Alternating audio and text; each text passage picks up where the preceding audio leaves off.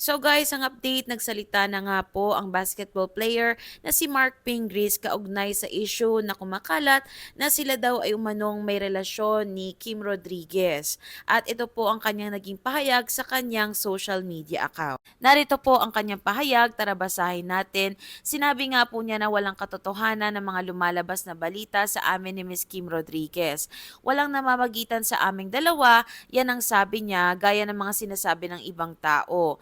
Nakasama daw po niya si Miss Kim sa isang basketball event at isa pang event na naging muse ito sa kanilang team. Nagbigay din naman ang basketball player ng pasasalamat sa mga tao na nagiging concern sa kanila at sinabi din niya na okay sila ng family niya. At humihingi din po ito ng respeto sa pamilya niya at sa mga anak niya. O ayun na guys, malinaw na wala talagang katotohanan at tama din po yung sinabi ng kanyang best friend, ang best friend po ni Miss